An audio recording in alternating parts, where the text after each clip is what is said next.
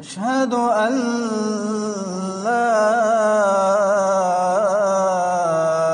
إله إلا الله.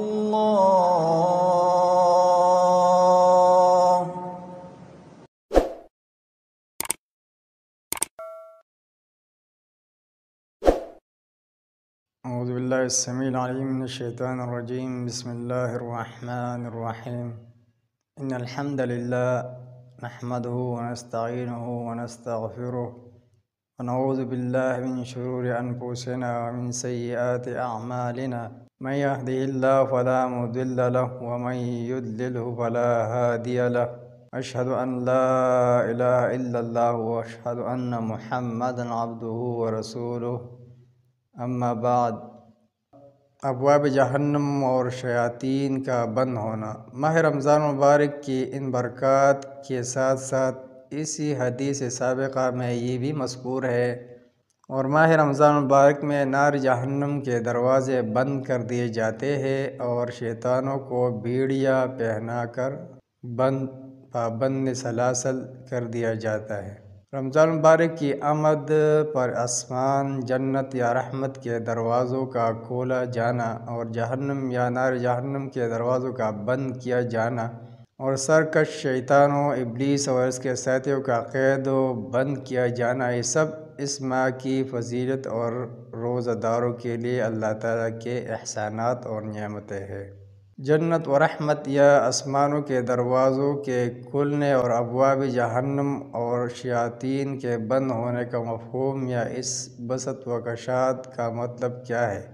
اس سلسلے میں قاضی عیاض رحمہ اللہ لکھتے ہیں، اس حدیث کے الفاظ کا ظاہری اور حقیقی معنی بھی مراد لیا جا سکتا ہے کہ واقعی جنت کے دروازے کھول دیے جاتے ہیں، جہنم کے دروازے بند کر دیے جاتے ہیں اور شیاطین کو قید کر دیا جاتا ہے، اور یہ سب اس ماہ مبارک کی عظمت و حرمت کے لیے ہے، اور شیطانوں کو اس لیے قید و بند میں ڈال دیا جاتا ہے تاکہ وہ روزہ دار مومنوں مسلمانوں کو ورغلا و بہکا نہ سکے اور انہیں کوئی دینی ایذا نہ پہنچا سکے۔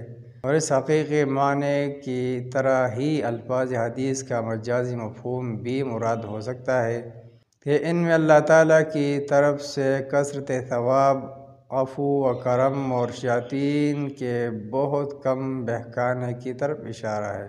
اب کسی کے ذہن میں ایک سوال آ سکتا ہے اور وہ پوچھ سکتا ہے کہ جب رمضان مبارک میں شیاطین کو قید و بند میں جکڑ دیا جاتا ہے تو پھر پورا مہینہ کسی بھی برائی کا ظہور نہیں ہونا چاہیے، حالانکہ ہم دیکھتے ہیں کہ ماہ رمضان میں بھی کچھ بدبخت و کم نصیب لوگ بدکاریوں کے ارتکاب سے باز نہیں آتے۔ آخر اس کی کیا وجہ ہے؟ اس کا ایک جواب تو وہی ہے جو امام قرطبی رحمہ اللہ نے دیا ہے کہ نافرمانیوں اور برائیوں کے وقوع پذیر ہونے کے اسباب میں سے شیطانوں کے علاوہ بھی کچھ اشیاء ہے، جیسے نفوس خبیثہ، عادت قبیحہ اور شیاطین انس وغیرہ۔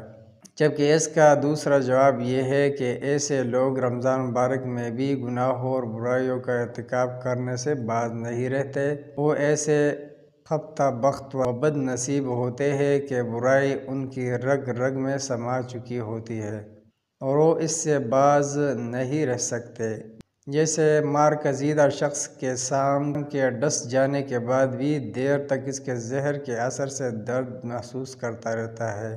اسی طرح ہی یہ لوگ شیطان گزیدہ روحوں کے مالک ہوتے ہیں اور سال بھر کے گناہوں کی کثرت سے ان کے دل زنگ آلود ہو جاتے ہیں، جیسا کہ سورہ المطففین آیات نمبر 14 میں ارشاد الہی ہے، بل ران علی قلوبہم، ان کے دلوں پر تو زنگ چڑھ چکا ہے۔ ایسے لوگ رمضان وغیر رمضان ہر ماہ میں ایک ہی ڈگر پر چلے جاتے ہیں، انہیں کسی شیطان کے بہکانے کی ضرورت ہی نہیں رہتی۔ یا پھر یوں سمجھے کہ لوہے کے ایک ٹکڑے کو آگ میں تپاتے تپاتے انگارے کی طرح سرخ کر لے، پھر اسے تھوڑی سی دیر کے لیے پانی میں ڈبو کر نکال لے تو وہ گرم ہی نکلے گا، اور اگرچہ اس کی گرمی کا زور ٹوٹ ہی کیوں نہ گیا ہو۔ ایسے ہی شیطان گزیدہ اور زنگ آلودہ روح 11 ماہ کی تپش گناہ سے تپتے تپتے انگارے نما لوہے کے ٹکڑے جیسی ہو جاتی ہے، اور نزول رحمت کے اس مہینے کی ٹھنڈک انہیں ٹھنڈا نہیں کر پاتی کہ برائی کرتے ہوئے اسے شرم و امن گیر ہو یا حجاب آئے، بلکہ وہ اپنی عادت کے ہاتھوں کھلونا بنے، شرم و حیا کے تمام پیمانوں کو پس پشت ڈالے۔